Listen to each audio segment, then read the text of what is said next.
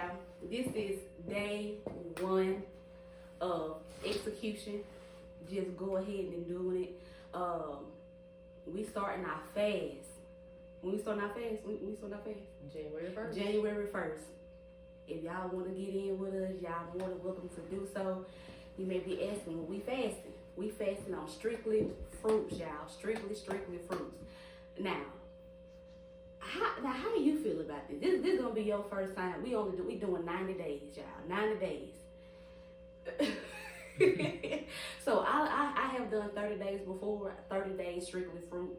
So this is a push for me, adding those 2 additional months.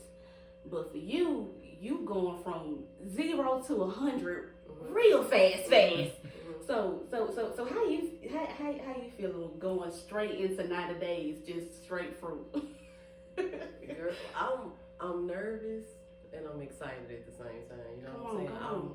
I'm excited about really pushing myself and really seeing what this journey entails. You know, I have done fasts in the past. I've done 3-day fast, 7-day fast, and 21-day fast, but I've never done a 90-day fast, and I've never done one that's as strict as this gonna be.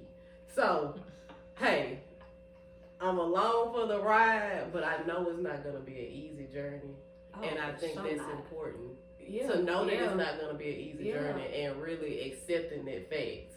You know, because when you go into it and you don't really prepare yourself and really let self know that it's going to get hard. When it gets hard, Did y'all hear that? Y'all, I'm just letting y'all know, we something different. Did you hear my sister say, hey, she knows it's not going to be easy, but that's the thing that she ready for. You get what I'm saying? It's a different type of talk when you know that something is not gonna be easy, but that's what you doing it for. But I do want to interject and say, being a veteran, you know, in fasting, and it's not being a new thing for you. How does it feel for you? Look. When I tell you, fasting is like my kryptonite now. Like fasting is something that I gotta regularly do to get my mind right, to get my body right, because they all coincide, mind, body, and spirit. And you never want to have one that is real strong and then the other areas fail. Right. You get what I'm saying? So I realized that fasting is the thing for me. So that's why the beginning of the year, new year, new you type thing, the resolution type thing is me saying, okay, this worked for me before. You know, for those who don't know, I released almost 100 pounds, and that was strictly from fasting. And because I was able to release toxins during that time, and the weight just fell off. But yeah, have done it before. I know this is my thing. This is just my thing. So everything that you do, it has to be a leveling up. So I did 30 days before. So now I want to say, Jas, you did 30. Now we can add those 60 more and go ahead and make it 90. And listen, and I do want to talk about too, because a lot of people listen, they say, okay, this lady has lost over 100 pounds fasting. You know, I want you to talk about some of the things that you went through in your fasting journey. You know, that has prepared you for this moment to even say, okay, 90 days is a possibility. Okay. I want to let y'all know she lured me into this. Lured is kind of a strong word. Lured me into this. Like, she really told me hey, what I was gonna get out of it, and she made it sound so good. So I just want you to, touch on some of the downloads and things that you've gotten in the past in reference to your past and things that you've learned about self and about your space. I can kind of piggyback off what you said, it not being easy.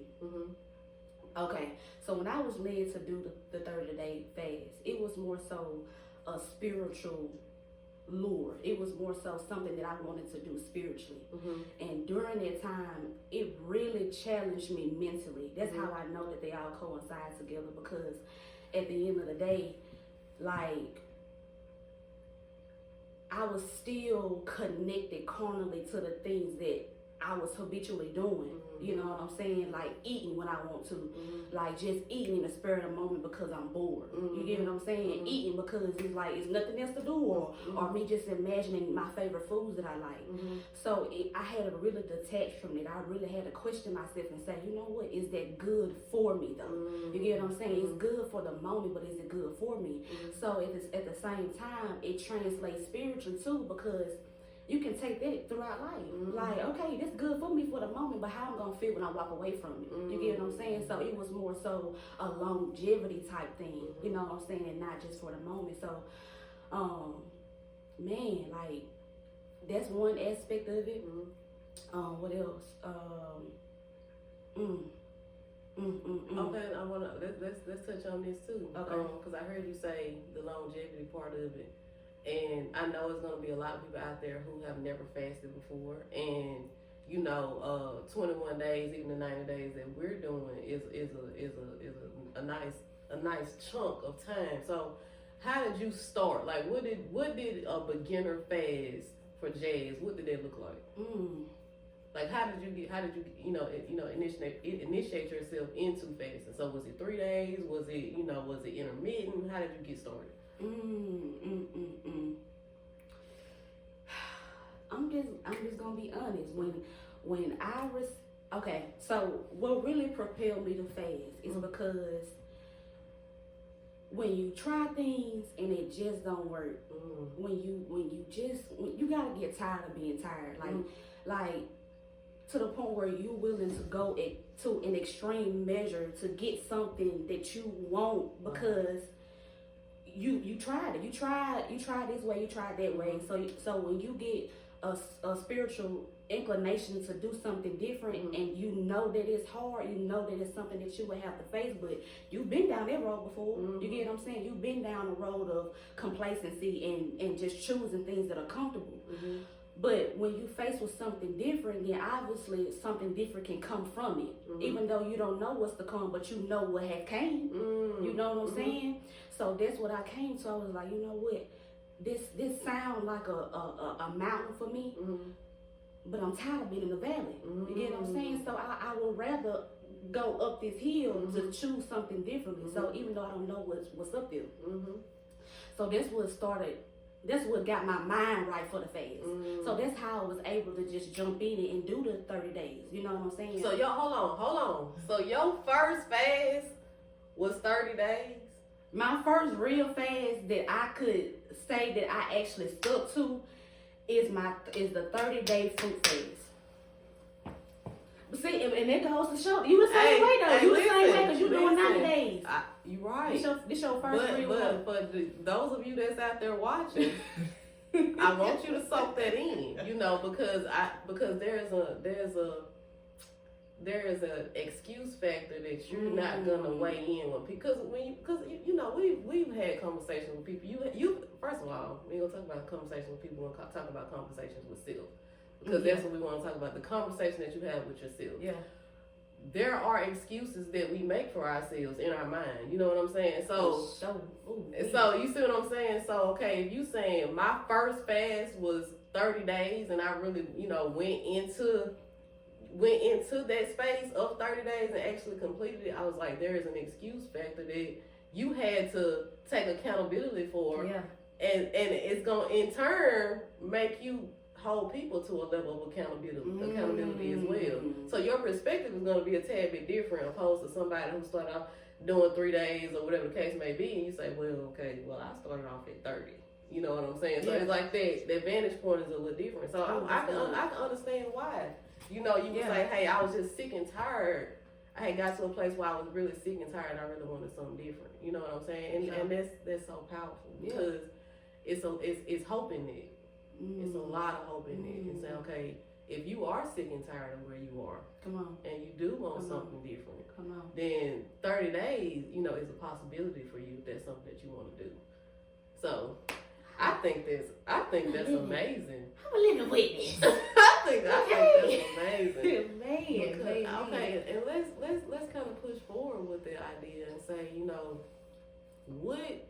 how did fasting change your relationship with, your flesh? Because really, that's what it is. It's that battle between spirit and flesh. You know what I'm saying? And there is a subjection that the flesh has to be put up under for us to experience what this experience really is supposed to be. There is a beating down, a crucifixion, as we would say, you know, of the flesh. So how did fasting kind of play part in that, and talk about your experience with fasting and your 30-day fast, the reason why, you know, you have a different relationship with your flesh now?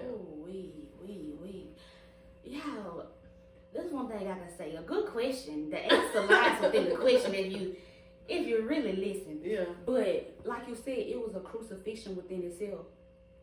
Like I had to really question myself. I had to really accept myself. The only way that you can really adjust, the only way that you could bring forth change is first saying, okay, I am here. And in me being here, it's not making it look good. It's not making it sound good. You become naked. Like, just rip yourself of all ego, all just everything that you try to put on a facade or a face for people. This is my real. You get what I'm saying? So it was a crucifixion within itself. I had to choose to die. You know what I'm saying? I had to choose to die away to the things that I was doing because I was getting a known result that I was getting. You get what I'm saying? So fasting really did help me to detach from that. It allowed me to question why I wanted the things that I wanted. And was it truly what I wanted?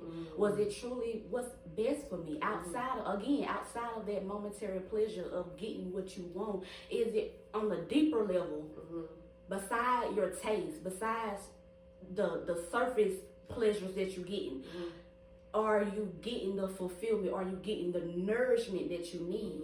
You get what I'm saying? So fasting really do help you, or help me to dive deeper than, you know what I'm saying, just it tasting good. You know what I'm saying? That sugar just tasting sweet, and that fried chicken. You know what I'm saying? When you put that crystal hot sauce on it, you get you a biscuit and you get your honey.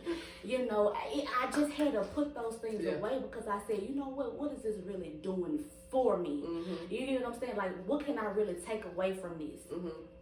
You know what I'm saying? So, man, yeah, I really did I had to really die, like, and choose to. And I feel like people, you know what I'm saying, and like you said earlier, when I say people, I'm talking about me. You know what I'm saying? All right. I'm talking about me because you really got to choose what's best for you outside of what you think is best for that moment, because you can't lean on your own understanding. You really have to lean in on whatever you believe in, your higher source, your higher self, and allow that to guide you, and really detach from what you think that you want, and really attach to what you need in that moment. You know what I'm saying? That's great. Yeah. That's good. Yeah. Well, you know, I do wanna push forward a little bit more further than that, because I do understand that one thing about fasting, and this is what I try to encourage people, is that fasting gives you a healthy relationship with your desires, okay? Because when you think about it, eating is not bad. The desire to eat is not bad. But when you don't have a choice in your desires, that's when your desire becomes an addiction. So you got a desire on this end, and you got addiction here. And you know, when you choose that middle way, when you choose to walk that path of homeostasis and balance, you understand that there's a far left and a far right. If I'm in the middle, there's a far left and a far right. So when you separate from, okay, I have the desire to eat, but I'm gonna restrict my desires to eating just this. Okay, so now we have a healthy relationship, because we can pinpoint the exact place where we have a choice. You see what I'm saying? So all of the things that we want out of this life, the things that we want to have. You know, it's nothing wrong with wanting to have money. It's nothing wrong with wanting to have. It's nothing wrong with those desires. It's nothing wrong for you to want to have a nice. You know, I want to have a nice body. So people are like, oh, you so vain because you want to have. I have a desire to have a nice body. There's nothing wrong with it. But where I remove the choice. Come on. When I remove the choice, now I have an unhealthy relationship with my desires. Come on. And that's what fasting shows you over time is that, okay, whereas the desire to have that fried chicken will be so powerful that I will get up and go actually fry it, or I will get up and go seek out this desire and really to appease this desire because I can't sleep with this desire. I can't rest in this desire. That is an unhealthy relationship with your desires. Come on. But there's nothing wrong with having desires. It's a basic human instinct is to have desires. You see what I'm saying? So I think that that's wonderful, and I think that's something that's not touched on enough as far as, you know, wanting to have some sort of boundaries and restrictions to things that we do. Because I was listening to one of my favorite podcasts, Jocko, he talks about that. He talks about discipline being freedom. Come on. You know, freedom is in your discipline. You know what I'm saying? Your freedom is not being able to do whatever you want.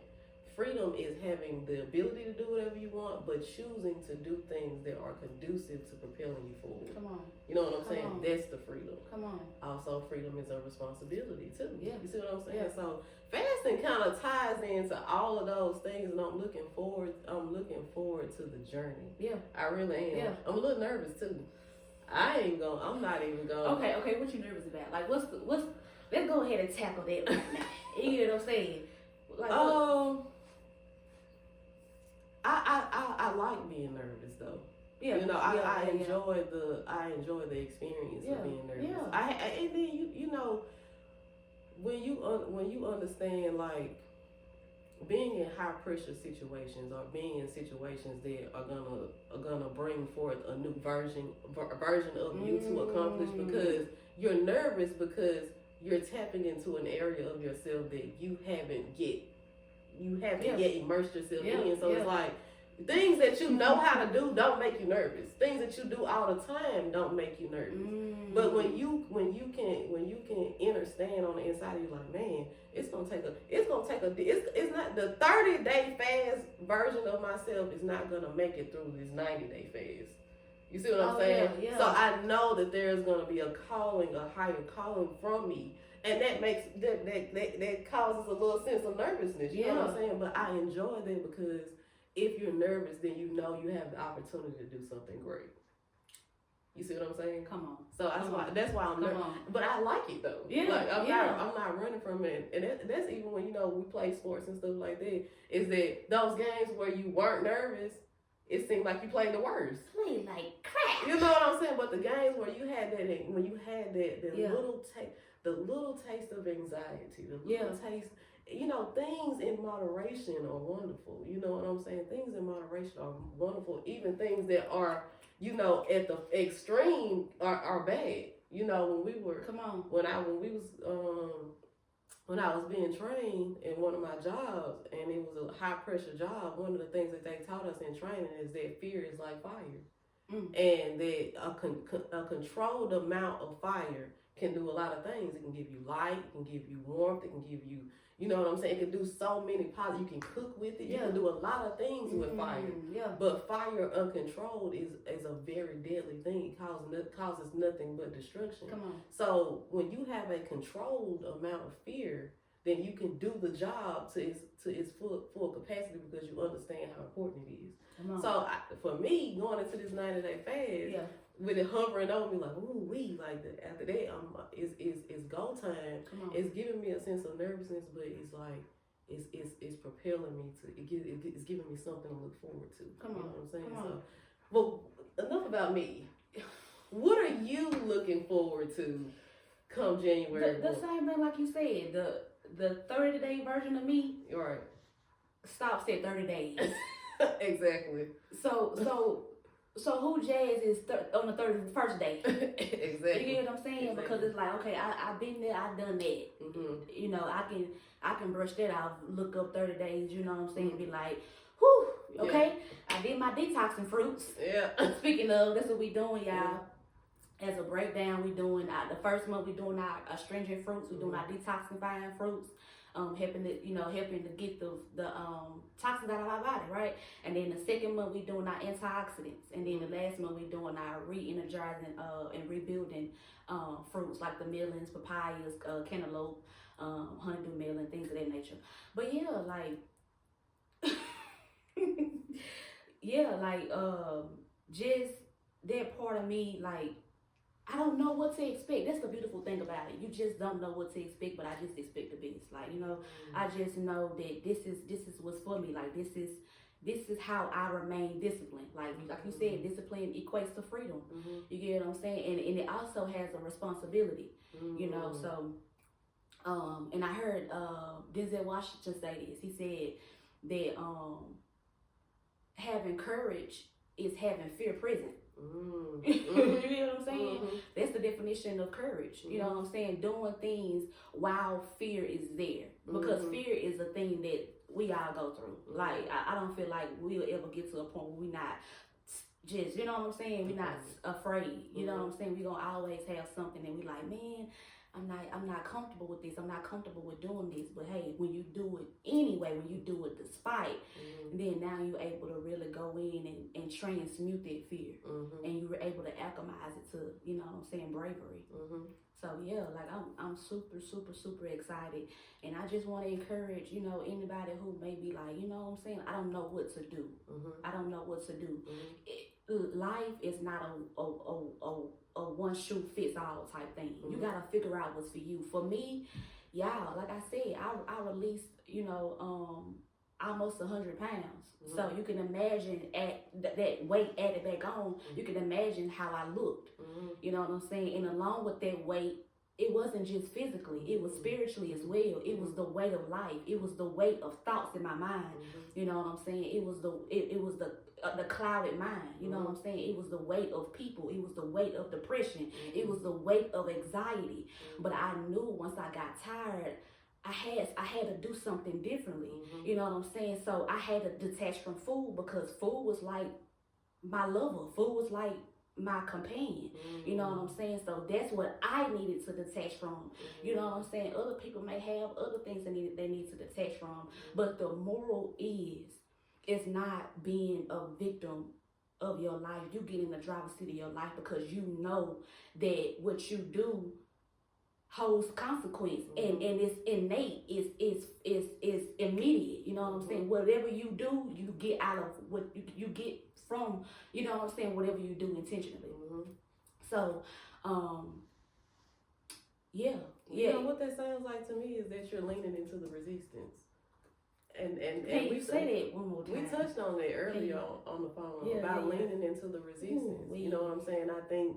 I think as a whole, life, if you look at it, it presents us with opportunities to go in the direction of the resistance, or we go in opposite of the resistance.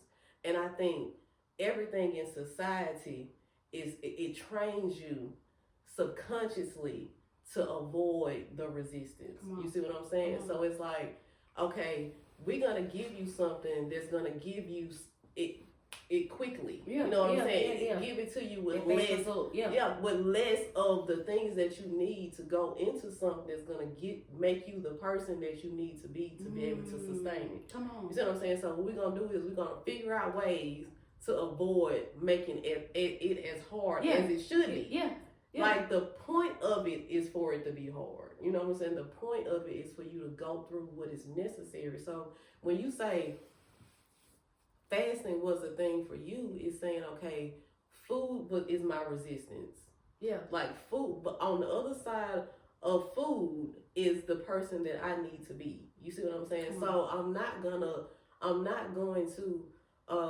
go away from that. I'm not gonna say, how can I have, because that's the thing, how can I have the food? That's good. Okay, that's what they really saying. saying, okay, what can I take to still eat the same thing but lose weight? You see what I'm saying? How can I still be the same, but I get something different? Exactly. Like, how can this mirror change? Yes. And I don't change anything differently in the mirror to see something different. And that's the reason why they make money. That's the reason why they make millions. You're not making millions from the product. You're making millions from the mindset. Because I can put this on so many different things. Think about it. I can put. So you don't want to have to go through the process of putting this steak in the oven. Yeah. You don't want to go through that. What you're gonna do is we're gonna create something that can make this steak in two minutes. You see what I'm saying? So it's like, okay, everything is about removing the resistance away from it. So if you're subconsciously doing it all the time, then that's your default program. That's your default program. So you're gonna subconsciously look for the easier way to do something. You know what I'm saying? So it's like. And how did you start off? What you start off by saying? You gotta lean into the resistance, man. That part, and when you were saying how you know that this fast is not gonna be easy, but it's what you're looking for. Exactly. And you built it over time, right? Exactly. See? Exactly. Mindsets have to be built. Like mindsets have to be. They have to be built, you know, and that's the reason why we talk about all the time. And, you know, we always on the phone. We always talking to them. We always, you know, giving each other their game. But that's the reason why we talk about all the time. We say, okay, listen, if you train your mind, you gain your mind. But if you use your mind, you lose your mind. And that is something that you can apply all the way out, even further to every little thing. You got to think about, if I'm using my mind, and what is your mind? Your mind is a magnifying glass. You see what I'm saying? So whatever you focus on, you make bigger. You see what I'm saying? So if I'm using my mind and I'm magnifying all these things around me, can you imagine being in a room where everything is magnified and it is so huge? How do you feel? You feel small. But are you really small, or is that how you seeing it?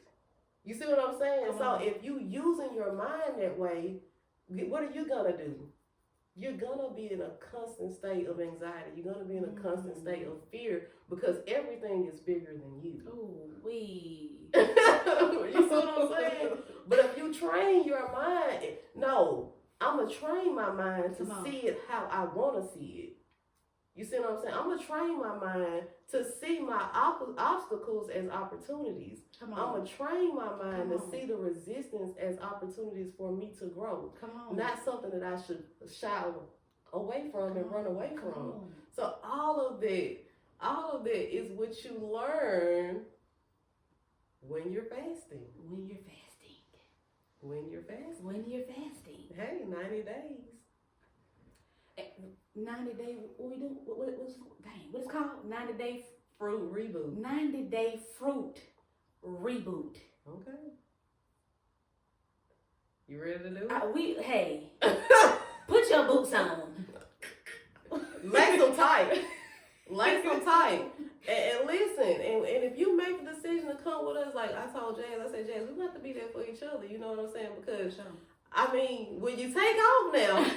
When you take off and you 5 days in, 7 days in, okay, listen. Ain't no turning back. Hey, you got all the stamina in the world. You see what I'm saying? You come out that, we all come out the gate. We all come out that box. Yeah. And that's the thing about the longevity factor of it is that, you know, the more extended fasts is you start to understand what your patterns are. And that's something that we talked about earlier too, about what my patterns are. You in 3 months, your patterns, they're gonna repeat themselves a couple times. You know what I'm saying? Like, you're gonna go through that process of, you know, when you getting off of those addictions. I know for me, the 21 days, man, those first 5 days, I was going through withdrawals. I wasn't the most pleasant person to be around. Like, as far as the people that were around me, and also internally, things come up. Things come up. You know what I'm saying? And you have to prepare yourself for that. Like, you're gonna get a front row seat when you're not eating and you're not getting that dopamine fix. If that sugar not doing what it's supposed to do, and you don't have that chicken, chicken. You don't have that chicken and them hamburgers. Come on. And get you a nice rest, because you know when you get good and full, you sleep good. You sleep good after you done ate good. You know what I'm saying? So now you're going to bed on just apples and mangoes, and yes, it's good for you. It is good for you.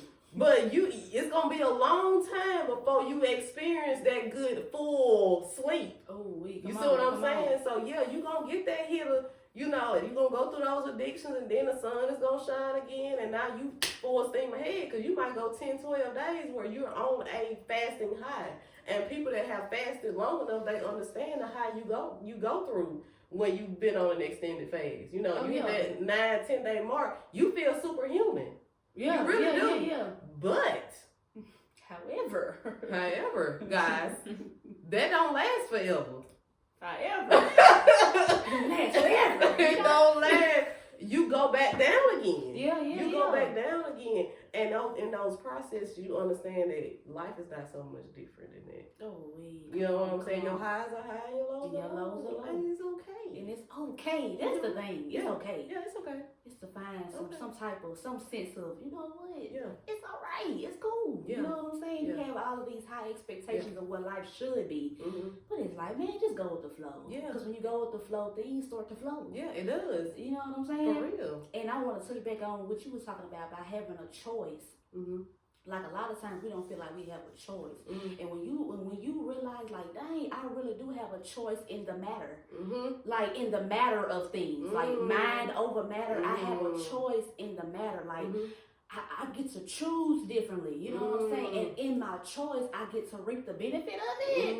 I reap the benefit of me fasting for 30 days. And like you said, I really did feel like I became superhuman, because during that process, I started to even, come into an awareness that I have never been aware of. I started to hear things that I never heard. I started to say things that I was myself listening to. I was a student of myself. And I'm like, dang, where did it start? Like, how did I pick this up? But it can't be explained. It can't be explained. You know what I'm saying? So, man, like, just really going through the process. When you go through the process, that's exactly what it is, going through the process. And you don't know what you are taking from going through the process, but you got to trust in the process. And then when you come out, now you're able to speak in retrospect and say, man, that's like we having the conversation that we having now. Right. You know what I'm saying? We are. And like, even though I want to touch on too, like, like Mom used to say all the time, Mom used to always say, that's just where I'm at right now. And I used to love to hear her say that, because it was so, it gives you the opportunity to have less pressure on yourself to be somewhere that you're not. You know what I'm saying? Like, this just where I'm at with this right now. And it lets you know, like, okay, that's just where, but that doesn't mean that's where you have to stay. Come on. But there's an acknowledgement of where you are, and understanding it's okay to be where you are, because you can your most effective place is where you are. Like, be where your feet at. Be where your feet at. And guess what? Guess what? When you're fasting, you have to be there.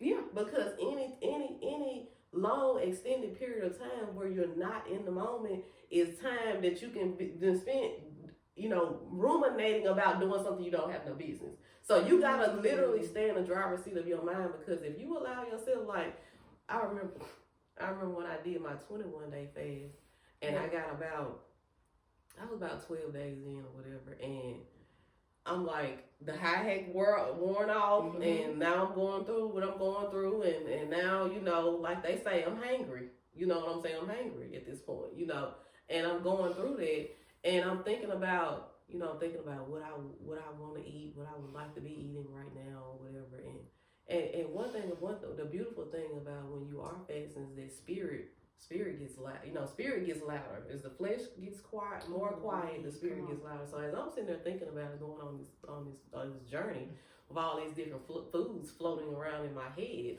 at home, my spirit just rose up, and it was like that. It was like that anchor for me, and my spirit said, "It's doing you no good to think about food right now, because you're not gonna get it."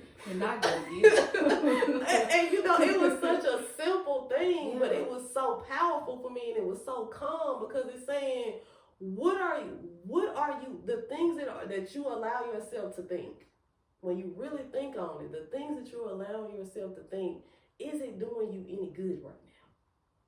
So I can sit here and think about this banana shake, and I can sit here and think about how long it's been since I've had an oatmeal cream pie. It's not gonna make me any easier to deal with on the inside or on the outside, Olivia. So it's doing you no good to think about food right now. So how about you position your mind in places that's gonna help? Think about why you're doing this. Think about why you started this, and let that fuel you to go forward. Come on. You see what I'm saying? That's just where you are right now. It's just where you are right now. Okay. And this is just where we are, y'all. This is day one. This is day one. So you might get a different version. 12 years. What is that? Hey, these smiles might not be this big in 2 weeks. Who knows? We might come here and say, hey, you know what? Today's a bad day, Jas. Today is a bad day. But at least you're going to know it's real. It's real. At least you're going to know it's real. At least you're going to know we're going through the process. Exactly. That way when you go through, you're going to be like, okay, my girls, they felt this way. Yeah. And hey, you know what I'm saying? We in it with you. We here for you. Okay. All right. Well, that's what we at with it, y'all. So, hey, tune in. There's more to come. There's more to come.